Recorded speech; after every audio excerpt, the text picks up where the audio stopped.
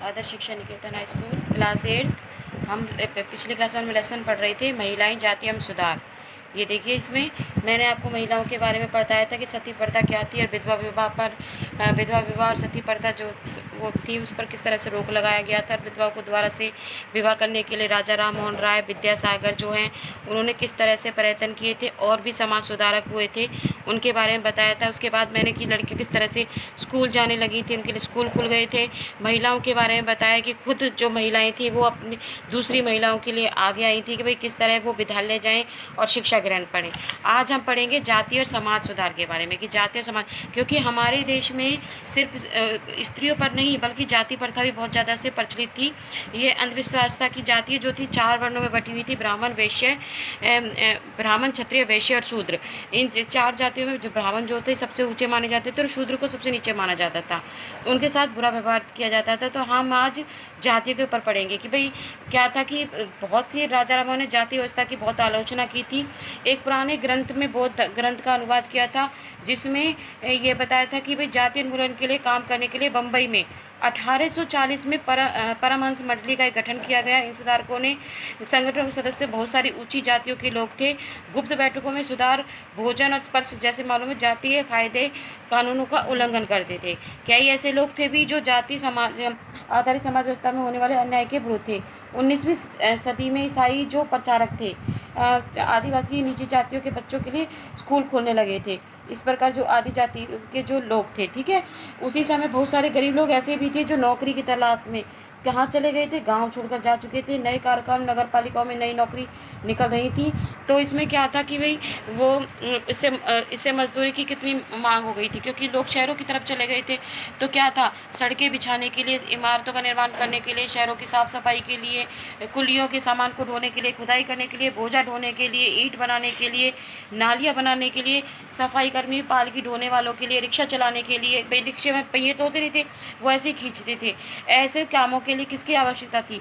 लोगों की आवश्यकता थी। तो ये मजदूरी की मांग पैदा हो रही थी भाई। तो ये लोग क्या कर रहे थे, अपना गांव छोड़कर शहरों में जाने लगे थे, क्योंकि यहाँ पर गाँवों में उनके साथ जातिवाद व्यवहार किया जाता था, उनके साथ बुरा व्यवहार किया जाता था।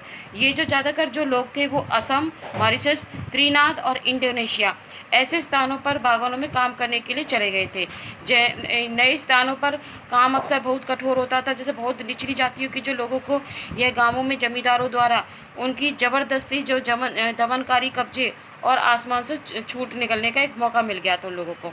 तो जूते कौन बनाता था? जूते जो होते थे महियार जो लोग होते थे वो बनाते थे। अब क्या था, इसके अलावा जो दूसरी तरह की नौकरियां भी सामने आ रही थी। उदाहरण के लिए सेना में जो लोगों की ज़रूरत पड़ रही थी, ठीक है, शहर बने, तो अछूत जो लोग माने जा रहे थे, महार समुदाय होता है जो जूते काटते थे, जूते बनाते थे। तो महार समुदाय के जो आंध्र प्रदेश में जो लोग थे उन्होंने क्या करा, वो समुदाय जो उनके लिए एक रेजिमेंट बनाया गया, किसमें? सेना में। तो ये जो लोग थे ये यहाँ पर आने लगे थे और सेना में भर्ती होने लगे थे। दलित आंदोलन के जो नेता थे भीमराव अम्बेडकर, ठीक है, अम्बेडकर के जो पिता थे वो भी एक सैनिक स्कूल में क्या करते थे, पढ़ाते थे। तो इसमें हमने जाति व्यवस्था के बारे में पढ़ा। जैसे यहाँ पर देखिए, उसके बाद पढ़ेंगे भाई समानता और न्याय की क्या मांग थी, कि भाई जिस तरह से यहाँ पर जाति प्रथा फैल रही थी उसके बाद क्या समानता थी। 19वीं सदी में एक दूसरे हिस्से के तौर पर जो गैर ब्राह्मण जातियों के जो भीतर से लोग थे वो जातीय भेदभाव के खिलाफ आवाज़ उठाने लगे थे। उन्होंने सामाजिक और समानता पर न्याय की मांग करने लगे थे। मध्य भारत में सतनामी आंदोलन की एक शुरुआत हुई जिसमें घासीराम एक व्यक्ति हुए हैं समाज सुधारक। उन्होंने चमड़े का काम करने वाले लोगों को संगठित किया जो जूते का काम करते थे। उसी प्रकार पूर्वी बंगाल में हरिदास ठाकुर हुए थे।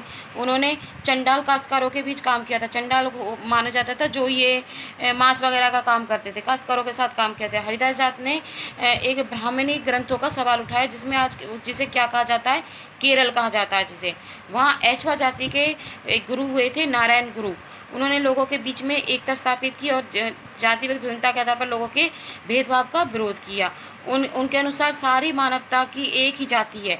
उनका एक महत्वपूर्ण कथन था कि औरु जाति औरु मतम और उधर्म विद्यान, यानी कि मानवता की जाति एक धर्म और एक ईश्वर है। किसका कहना था ये? नारायण गुरु का कहना था कि भाई कोई भी व्यक्ति है उसकी मानवता की जाति एक धर्म और एक ईश्वर है। इन सभी पंथों की स्थापना ऐसे लोगों ने की और जो गैर ब्राह्मण जातियों में से एक थे, उनके बीच ही काम करते थे। उन्होंने उन आदतों और तौर तरीकों को बदलने का प्रयास भी किया। तो ये किसने किया था? श्री नारायण गुरु ने। अब पढ़ेंगे कि गुलामगिरी जो पुस्तक थी वो 1873 में किसने लिखी थी? फुले ने लिखी थी।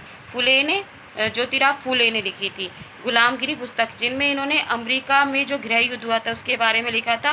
क्योंकि अमेरिका में, हमारे यहाँ तो जाति प्रथा थी और अमेरिका में क्या थी? दास प्रथा थी, उसके लिए लिखा था। तो इन्होंने क्या करा था, जो फुलेराम ने 1827 में ये इससे इन्होंने ईसाई, वहाँ पर जो स्कूल खुले थे, ईसाइयों के जो स्कूल खुले थे, वहाँ पर इन्होंने शिक्षा पाई थी ज्योतिराम फुले ने। ठीक है। उसके बाद बड़े होने पर उन्होंने जाति आराध्य समाज में पहले अन्याय के विरुद्ध अपने विचार किए थे। उन्होंने ब्राह्मणों के इस दावे को खुलकर हमला किया था। ठीक है।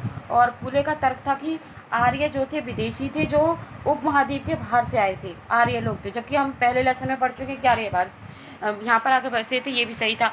उन्होंने इस मिट्टी के जो असली वारिस थे, आर्यों के आने से पहले यहाँ पर मूल निवासी जो लोग थे, उनको हराकर उन्हें गुलाम बना दिया था जब आर्य यहाँ आए थे।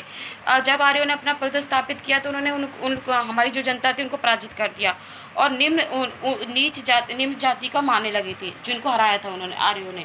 तो उन्होंने क्या था, फुले ने दावा किया कि आर्यों के शासन से पहले यहाँ पर एक स्वर्ण युग था, यानी कि सोने के युग था, जब योद्धा किसान जमीन जोतते थे और मराठा देहात पर न्याय संगत और निष्पक्ष तरीके से शासन करते थे। उन्होंने सुझाव दिया कि श्रमिकों, जातियों और अछूत और जातीय भेदभाव खत्म करने के लिए एक संगठन होना चाहिए। फूलों ने एक पुस्तक लिखी जो 1873 में प्रसिद्ध हुई। इसका नाम था गुलामगिरी पुस्तक। इसमें लगभग 10 साल पहले अमेरिका में गृह युद्ध हो चुका था, जिसके फलस्वरूप अमेरिका में दास प्रथा को खत्म कर दिया था। फूले ने अपनी पुस्तक में इसके उन निम्न जातियों और अमेरिका के काले गुलामों की दुर्दशा के बारे में उसको जोड़ दिया था। जैसे कि उदाहरण से पता चलता है कि फूले ने जाति व्यवस्था की अपनी आलोचना को सभी प्रकार से गैर बराबरी से जोड़ दिया था। वह उच्च जातियों, महिलाओं को दुर्दशा, मजदूरों की मुसीबतों और निम्न जातियों के अपमानपूर्ण हालात को गहरे पर चिंतित थे। डॉक्टर भीमराव अम्बेडकर ने और दलित नेताओं के नेतृत्व में चलता था। ये इतना मैंने आज यहाँ पढ़ा है, कल आगे से पढ़ेंगे नेक्स्ट क्लास में। परंतु आप लोगों को भी जो मैं रीड कराती हूँ वो भी आप लोगों को रीड करेंगे आप अपनी किताब, तभी से आप उनको जो आपके यूटी होंगे तभी आप उसको कर सकते हैं। Thank you.